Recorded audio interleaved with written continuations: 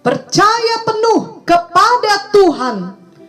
Marilah kita selalu percaya penuh kepada Tuhan. Biarlah kita hidup dengan iman setiap hari.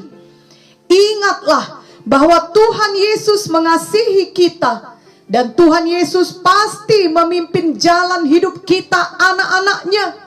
Dalam 2 Raja-Raja 4 ayat 8-37 diceritakan mengenai perempuan Sunam yang dengan murah hati memberikan kamar bagi Elisa. Elisa kemudian mengetahui bahwa ia tidak mempunyai anak dan mengatakan bahwa di tahun berikutnya perempuan Sunam ini akan memiliki anak. Lalu sesudah anak itu besar, anak itu sakit dan kemudian mati di pangkuan ibunya. Tetapi perempuan Sunam ini penuh iman. Ia pergi mencari Elisa, dan memang mujizat terjadi, di mana anaknya itu hidup kembali. Lalu dalam 2 Raja-Raja 8 ayat 1-6 dituliskan bagaimana perempuan Sunam ini mematuhi apa yang dikatakan Elisa untuk pergi meninggalkan negerinya oleh karena ada bala kelaparan. Tentunya ia patuh karena ia percaya kepada firman Tuhan yang dikatakan oleh Nabi Elisa. Ia berkemas dan pergi ke negeri orang Filistin dan menetap di sana selama masa kelaparan, yakni 7 tahun lamanya. Namun setelah ia pulang, ia menemukan rumah dan ladangnya sudah diambil alih oleh orang lain. Ia pun hendak mengadukan hal tersebut kepada raja.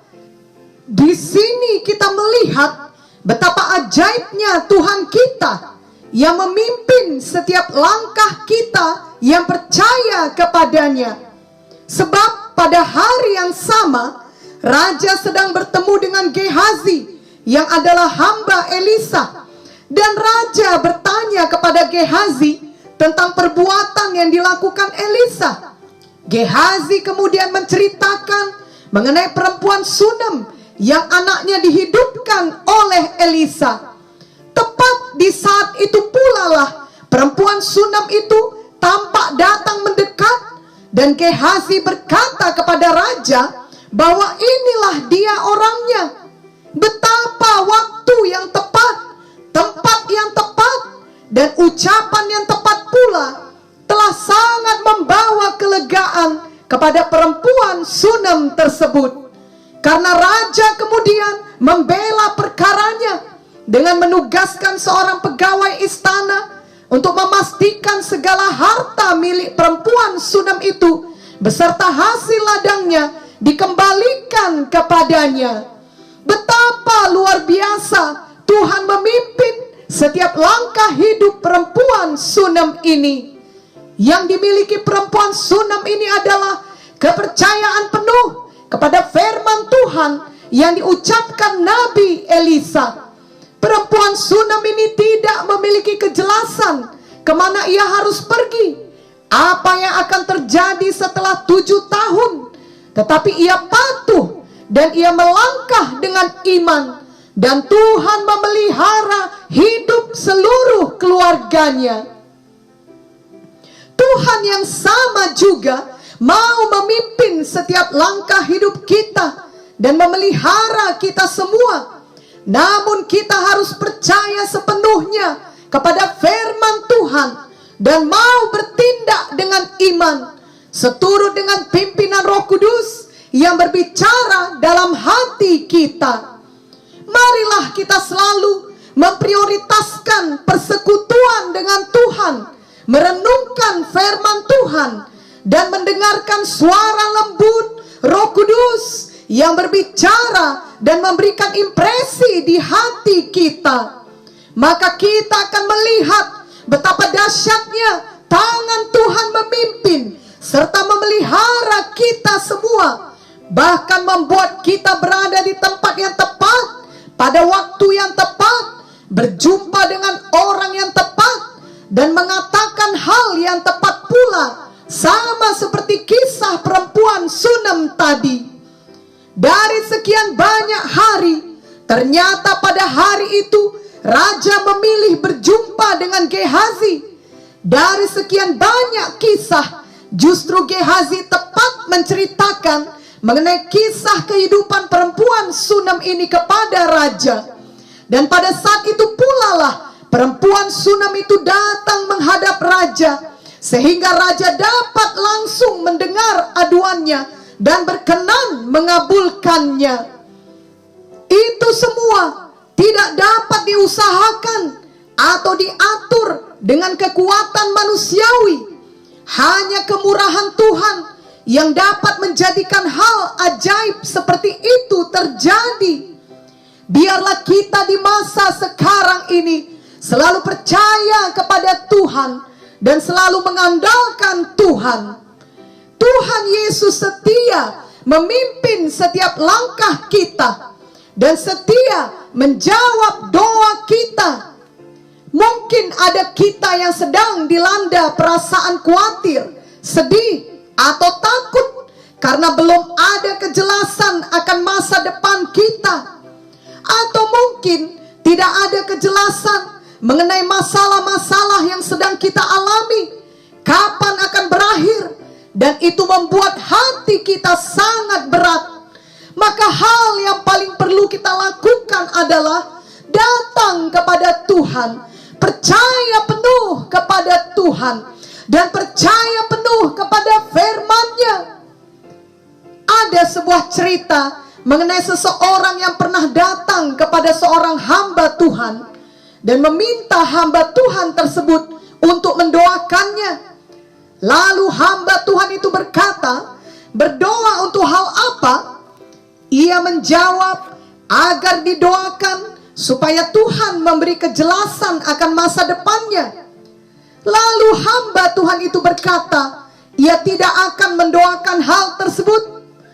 Orang ini menjadi sangat heran, karena ia mengenal hamba Tuhan ini adalah seorang yang sangat baik, selalu suka mendoakan orang lain, dan selalu menolong orang lain, khususnya orang-orang miskin dan orang-orang yang sakit parah, yang bahkan tidak akan didekati oleh banyak orang lainnya karena penyakit yang mereka derita dapat menular. Hamba Tuhan ini adalah seorang yang bekerja keras, mengabdikan hidupnya untuk melayani orang-orang yang terlupakan dan tersingkirkan. Jadi jika untuk pelayanan berat seperti itu pun hamba Tuhan ini mau melakukannya, maka seharusnya hamba Tuhan ini juga mau jika hanya diminta untuk mendoakan agar ia beroleh kejelasan akan masa depannya. Tetapi hamba Tuhan ini menjelaskan dengan sabar bahwa ia sendiri tidak pernah mendapatkan kejelasan dari Tuhan akan masa depannya. Dan yang ia miliki adalah kepercayaan penuh kepada Tuhan. Dari hari ke hari dalam menjalani hidup dan pelayanannya, hamba Tuhan ini berjalan dengan iman kepada Tuhan, bukan dengan kejelasan. Itu sebabnya hamba Tuhan ini berkata, aku tidak akan mendoakan supaya engkau beroleh kejelasan, tetapi supaya engkau hidup dengan iman kepada Tuhan dari hari ke hari. Demikian kiranya bagi kita semua anak-anak Tuhan. Biarlah kita hidup dengan percaya penuh kepada Tuhan. 2 Korintus 5 ayat 7 berkata, sebab hidup kami ini adalah hidup karena percaya, bukan karena melihat. Bila sudah dapat dilihat dan bila sudah jelas semua detailnya, maka kita tidak memerlukan lagi iman. Justru karena semua hal belum jelas, kita hidup dengan iman kepada Tuhan, dengan percaya penuh kepada firman Tuhan yang tidak pernah gagal dan tidak pernah kehilangan kuasanya. Dari dunia ini kita tidak akan mendapatkan kejelasan. Dari manusia juga kita tidak mendapatkan jaminan kejelasan. Sebab manusia dapat berbohong walau ia sudah berjanji. Bahkan walau ia sudah menandatangani surat kontrak, tidak selamanya hal itu menjamin kesetiaannya. Hati manusia dapat berubah. Kejelasan satu-satunya yang dapat menjadi jaminan kita adalah Tuhan Yesus. Dialah satu-satunya jalan keselamatan menuju hidup yang kekal di sorga.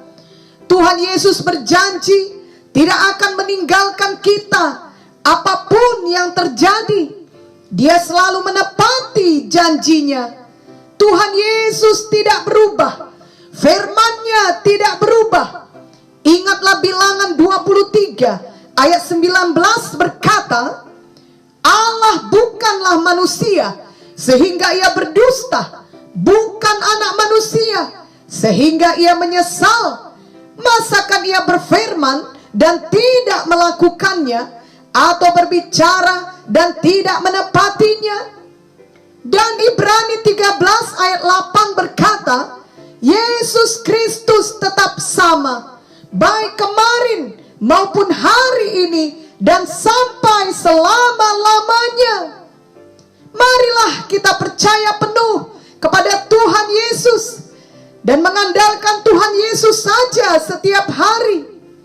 Marilah kita juga hidup dengan percaya penuh kepada firman Tuhan setiap hari. Dalam Ibrani 11 ayat 6 dituliskan, tetapi tanpa iman tidak mungkin orang berkenan kepada Allah. Sebab barang siapa berpaling kepada Allah, ia harus percaya bahwa Allah ada dan bahwa Allah memberi upah kepada orang yang sungguh-sungguh mencari Dia. Tuhan suka jika kita sungguh-sungguh beriman dan percaya kepadanya. Walau kelihatannya tidak ada jalan keluar secara akal pikiran manusiawi untuk masalah yang kita hadapi, namun sesungguhnya Tuhan selalu memiliki jalan keluar bagi kita, apapun keadaan sulit yang sedang kita hadapi. Kerap kali jalan keluar tersebut tidak seperti yang kita inginkan atau bayangkan, tetapi itulah jalan terbaik yang membawa pertumbuhan rohani bagi kita. Bagian kita adalah tetap berjalan dengan iman dan kepatuhan kepada Tuhan dalam setiap langkah kita. Mari kita membaca Ibrani 11 ayat 6 sampai 8 dan ayat 24 sampai 27. Tetapi tanpa iman tidak mungkin orang berkenan kepada Allah. Sebab barang siapa berpaling kepada Allah, ia harus percaya bahwa Allah ada dan bahwa Allah memberi upah kepada orang yang sungguh-sungguh mencari Dia. Karena iman, maka Nuh dengan petunjuk Allah tentang sesuatu yang belum kelihatan, dengan taat mempersiapkan bahtera untuk menyelamatkan keluarganya. Dan karena iman itu, ia menghukum dunia dan ia ditentukan untuk menerima kebenaran sesuai dengan imannya. Karena iman, Abraham taat ketika ia dipanggil untuk berangkat ke negeri yang akan diterimanya menjadi milik pusakanya. Lalu ia berangkat dengan tidak mengetahui tempat yang ia tujui. Karena iman, maka Musa setelah dewasa menolak disebut anak putri Firaun, karena ia lebih suka menderita sengsara dengan umat Allah daripada untuk sementara menikmati kesenangan dari dosa. Ia menganggap penghinaan karena Kristus sebagai kekayaan yang lebih besar daripada semua harta Mesir, sebab pandangannya ia arahkan kepada upah. Karena iman, maka ia telah meninggalkan Mesir dengan tidak takut akan murka raja. Ia bertahan sama seperti ia melihat apa yang tidak kelihatan. Dari ayat di atas kita melihat teladan dari banyak hamba Tuhan, bahwa karena imanlah mereka bertindak dalam kepatuhan kepada Tuhan. Bukan karena mereka telah memiliki kejelasan, barulah mereka patuh kepada Tuhan. Misalnya Nuh, karena imanlah, maka Nuh patuh membangun bahtera yang Tuhan perintahkan. Demikian juga Abraham, karena iman, maka Abraham taat pergi berangkat ke tempat yang disuruh Tuhan, padahal ia belum tahu dengan jelas kemana tempat yang ia tuju itu. Juga Musa, di mana karena iman, maka Musa lebih suka menderita sengsara dengan umat Tuhan daripada menikmati kesenangan dosa. Hidup dengan iman membuat seseorang menjalani hari-harinya dengan kepatuhan mutlak kepada firman Tuhan, walau harus membayarnya dengan harga yang sangat mahal, seperti yang terjadi kepada Musa ataupun kepada Nuh, di mana mereka harus menderita sebab orang-orang di sekitar mereka tidak memahami panggilan Tuhan dan tugas dari Tuhan yang harus mereka selesaikan. Tetapi itulah pilihan yang benar dan yang terbaik, yakni hidup dengan iman, dengan percaya penuh kepada Tuhan. Itulah hidup yang berkenan kepada Tuhan. Marilah kita juga memilih demikian. Kita rela membayar harganya, sebab kita mau hidup dengan iman setiap hari. Orang yang percaya penuh kepada Tuhan tidak akan mendapat malu. Mazmur 22 ayat 6 berkata, kepadamu mereka berseru-seru dan mereka terluput. Kepadamu mereka percaya dan mereka tidak mendapat malu. Betapa damainya bila kita memilih untuk hidup dengan iman, dengan percaya penuh kepada Tuhan. Di saat semua tidak jelas dan tidak pasti, kita tetap aman dalam pemeliharaan Tuhan. Oleh karena kita beriman teguh kepada firman-Nya. Tuhan tidak pernah meninggalkan kita. Namun Tuhan juga tidak akan memaksa kita untuk patuh dan percaya kepadanya. Adalah kita yang harus memilih untuk percaya dan patuh kepada Tuhan dengan kehendak bebas kita. Dari pihak Tuhan, Ia selalu mengasihi kita dan selalu setia kepada kita. Tuhan telah menyediakan pengampunan dosa dan hidup yang kekal melalui pengorbanannya di kayu salib. Dan Ia juga memberikan firman dan Roh Kudus-Nya bagi kita selama kita hidup di dunia ini, sebelum Ia datang kedua kalinya dan menjemput kita anak-anaknya, atau sebelum kita menyelesaikan tugas kita dan pulang ke sorga dalam usia yang tinggi. Marilah kita menerima semua yang telah disediakan Tuhan tersebut dengan iman. Jadi marilah kita selalu hidup bukan karena melihat, juga bukan karena ada kejelasan, tetapi seperti teladan Nuh, Abraham, dan Musa yang tertulis dalam Ibrani 11 di atas. Kita hidup dengan percaya penuh kepada Tuhan setiap hari. Maka kita akan mengalami kuasa Tuhan dan kasih karunia Tuhan yang melimpah untuk memimpin hidup kita dan menolong kita dalam setiap persoalan hidup yang kita alami. Seperti yang terjadi di dalam kisah perempuan Sunem.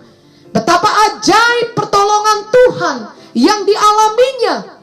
Biarlah itu juga kita alami, karena kita hidup dengan percaya penuh kepada Tuhan. Amin.